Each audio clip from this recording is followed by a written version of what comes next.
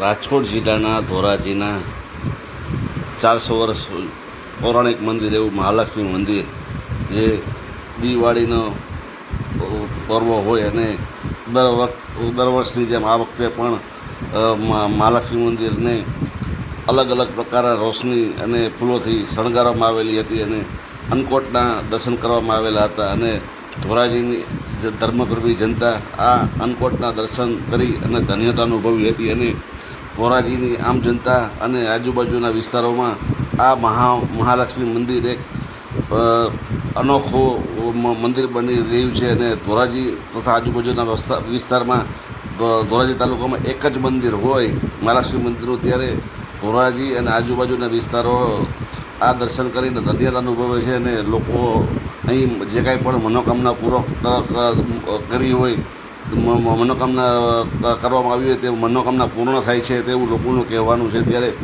ધોરાજીના મહાલક્ષ્મી મંદિરમાં દરેક તહેવારો ધામધૂમથી ઉજવવામાં આવે છે. અલ્પેશ ત્રિવેદી, ધોરાજી.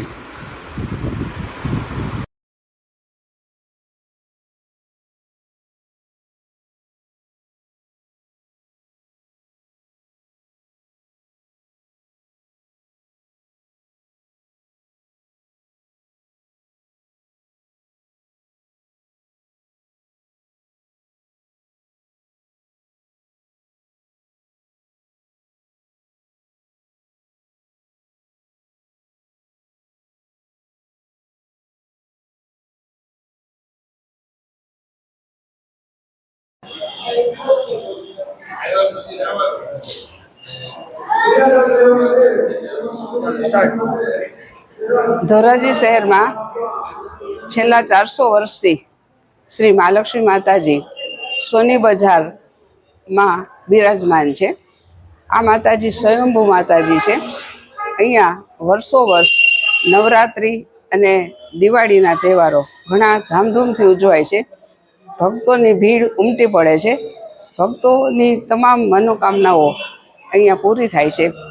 દરેક કોમની વ્યક્તિ અહીંયા ધનતેરસના દિવસે અને દિવાળીના દિવસે પૂજન માટે આવે છે અને માતાજીને પ્રણામ કરે છે, આસ્થાથી દર્શન કરે છે. તમામની મનોકામનાઓ પૂરી થાય છે.